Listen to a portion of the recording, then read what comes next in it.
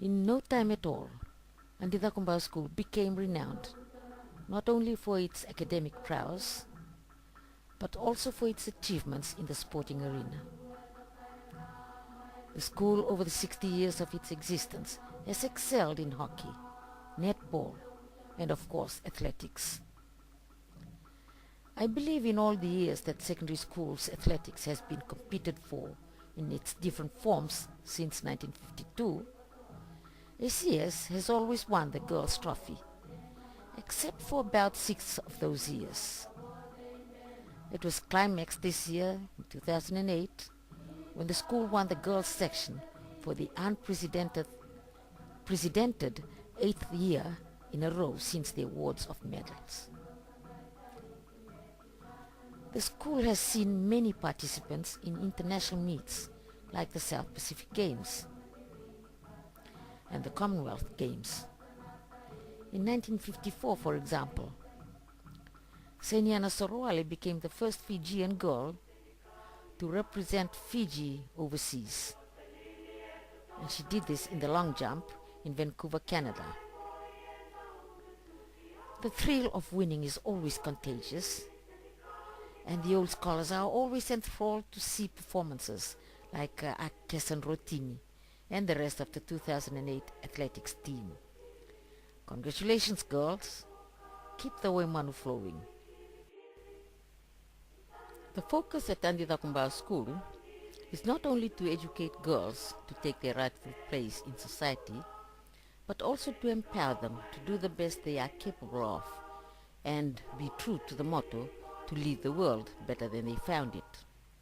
The girls are thus trained to be proud of who they are, their identity, their culture and their heritage, and to preserve the Fijian way of life, its traditions and its teachings in its finest forms.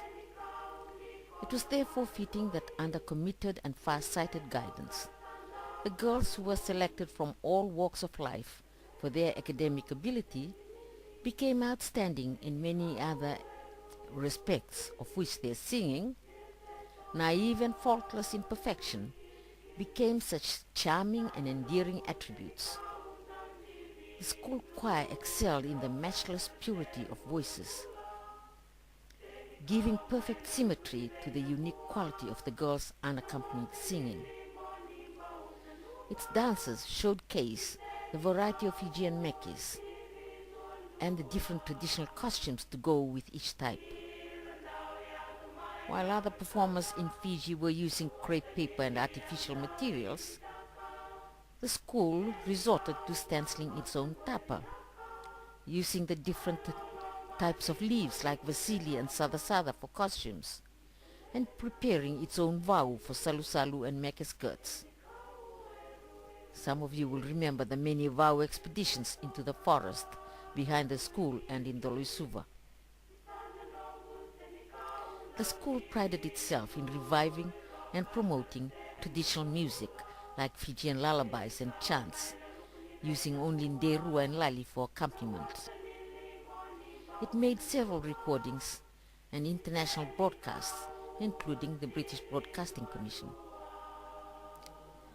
As a climax to the growing reputation it had in the field of entertainment, the school choir ventured to expose not only its talents, but Fijian culture internationally by successfully touring the North Island of New Zealand in 1961 to 62, and then 10 years later again touring New South Wales, Australia in 1973 to 74. It became quite normal, therefore, for the school to play hostess to many visitors, who would very often come around to the classes for oral recitals. At other times, the whole school would be required to come and meet and entertain visitors on the central lawn. Amongst the notable of those distinguished visitors who came to the school were Ratu Kamisese Mara Uluila Kamba, when he first returned to Fiji from his studies in Oxford, Her Majesty Queen Charlotte of Tonga. I remember presenting her with a basket of water lily and noticing what beautifully soft and unblemished her hands were, and how tall and graceful and regal she was. His Grace the Archbishop of York, second in hierarchy in the Church of England to the Archbishop of Canterbury. Her Royal Highness Princess Alice of Athlone, granddaughter of Queen Victoria and grand aunt of Queen Elizabeth II, of England. And Lady Auntie Maria Vasawali Sukuna, and members of the Songasongo Marama, including Lolohea Wangai Rawai, and Litia Tabana Vanua, and Yasenada Tisawau, and other high-ranking ladies from all over Fiji. But of course, the highest honor given to the school was when it hosted Her Majesty Queen Elizabeth II and His Royal Highness the Duke of Edinburgh, Prince Philip Mountbatten, to an afternoon tea on the school lawn in December 1953. The boys of QVS and RKS also joined ACS in providing the entertainment to the royal guests. The girls performed 3 mekes, one of which was a specially composed sesea for the occasion, sa dhuru na wangaturanga, at tomba kusuva mekeli kinaya, wanda mikina na nonda marama, ranandi nandiuke ni endin bara, dhurumanda, dhurumanda. The girls then rendered a repertoire of English and Fijian songs, including Uda na Uda, O Mbawa, Sing My Fiddle, In the Gloaming, The Long Day Closes, and of course the Water Lily Song.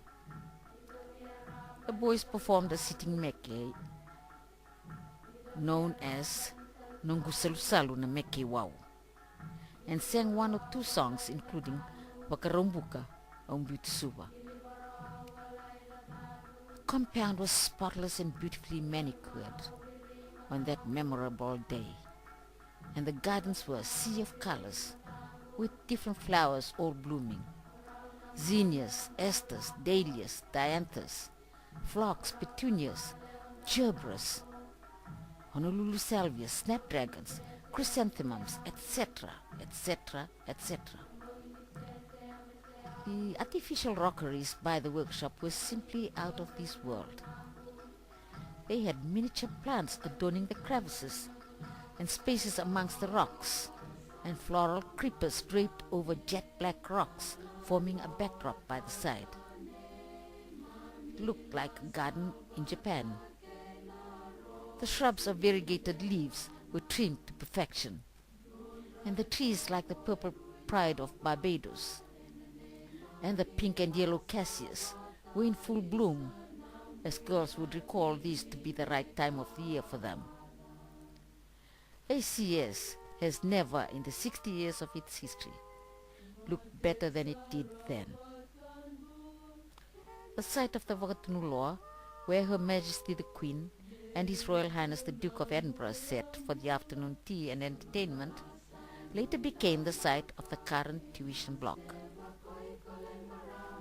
Ratu Sir Edward Cakobau, son of Andilitia Cakobau, and the chairman of the Board of Gardeners, laid the foundation stone of the tuition block in 1955.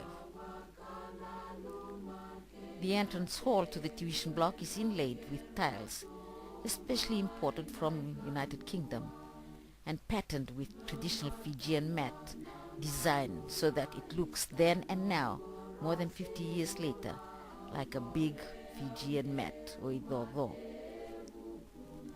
The hallway is a memorial to Miss Winfred Salmon, the first matron. It was also the first project of the Old Girls Association.